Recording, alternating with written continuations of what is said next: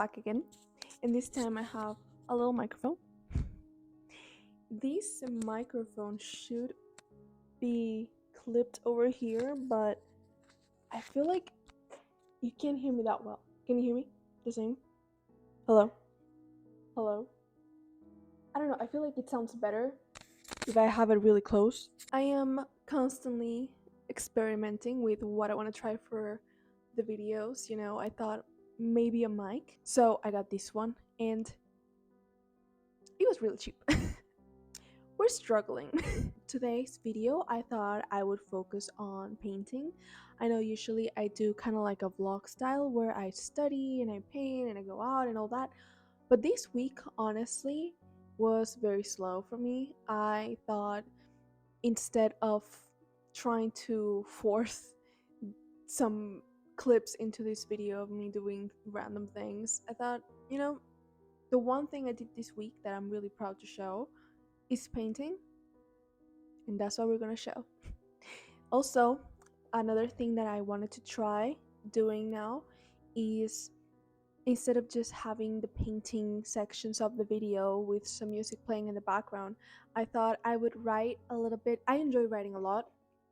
I write in my journal, but I'm in more like creative writing. Sometimes I have these thoughts and ideas and I like to expand on them, not necessarily to make a story based on it, but just write my thoughts, and I think it'll be cool to share and hopefully somebody relates.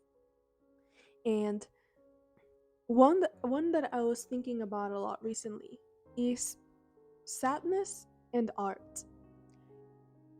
Obviously, there's a lot of art that is specifically about sadness. It's about expressing sad moments, sad stories. But I feel like in general, when it comes to art, I wonder why is it that we compare and we always find more significance and more meaning to sadness in art, hurt, pain, anguish, than happy art. If we think about some of the most popular and well known pieces of art across the years, on different civilizations and different art movements, different medias, and many different themes, usually the ones that are more well known and more appreciated by people are telling a sad story, a story of pain that is looking to be understood. And for those that can see a little beyond the oil, a little beyond the written letters, they find an attempt to connect with somebody.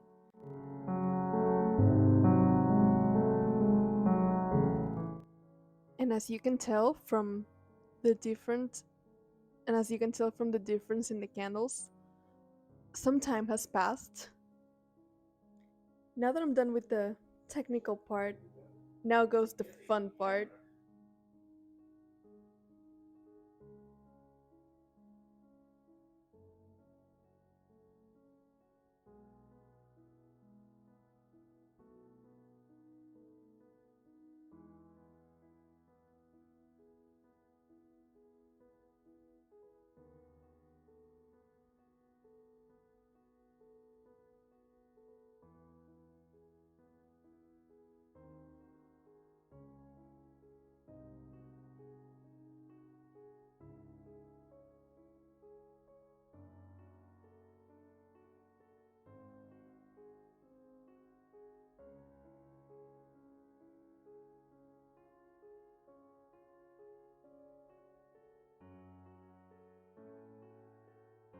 Art doesn't limit itself to a feeling. You can express anything, but it's when it hurts the most that it's necessary to express it. I can create a happy story, but in pain, I can write a whole book. And it even gets to a point that explaining what I feel is not enough. I need to visualize it almost like an outside experience. I need to visualize it to see it in ways that make it easier for me to find meaning that is implicit while my mind pushes me to create, visualizing in ways that make it easier for me to find meaning, implicit meaning, in what my mind is moving me to create. And it noticed that my initial ideas I thought were just I know that sometimes the only way to connect to someone else, or at least attempt to, and it's the only way to heal, or at least patch the wounds.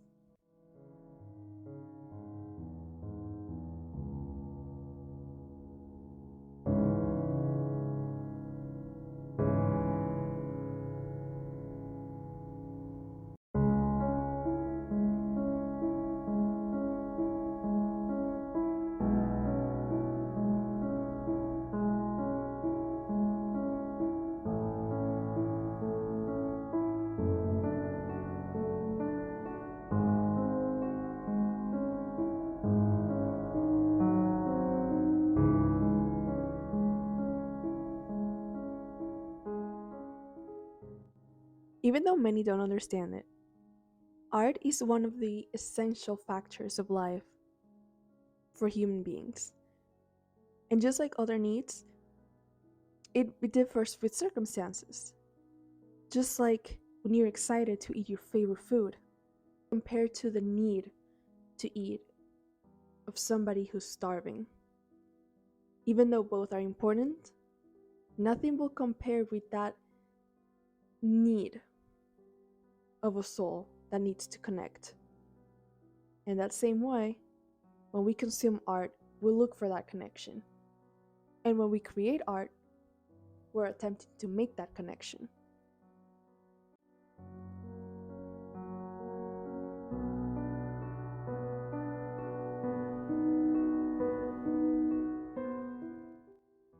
I'm now gonna use another brush that is a little bit smaller than what I was using.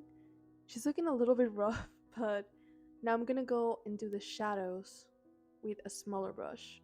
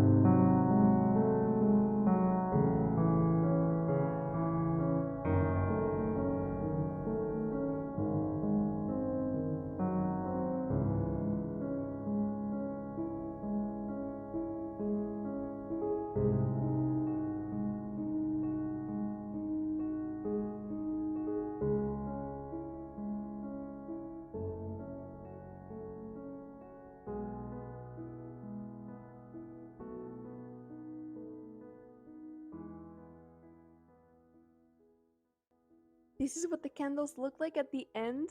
I did blow them out last night because I only drew yesterday. Today's when I finished the painting, but I try to keep them on all the time that I was working on the painting, and they're gone, completely gone.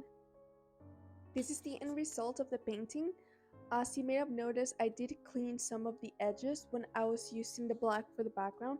That's why I like for studies like this to keep the black as the last, oh, not the black. That's why I like for paintings like this to keep the background as the last part, because like here I accidentally made the top part of the teeth coming out a little too much, and then here too I made it a little too rounded, so then with the background I can just clean those edges and have a more defined and have them be a little better. I can edit the shapes basically with the backgrounds. So this is the end result. So that was what I wrote on my journal and what I wanted to share. In the future, I'm probably gonna make them a little bit longer, but this one was my first, so I was, I guess, a little bit too in my head because I knew I was gonna share it. That's another thing. I'm gonna try to work on it, assuming it's gonna be just for me in my journal, even though it's gonna be hard because I can't lie to myself. I know what I'm gonna do with it. But this is the first, I think I'm proud of it. For being the first, I think it was a really good one. And I'm gonna try to do more for the videos coming.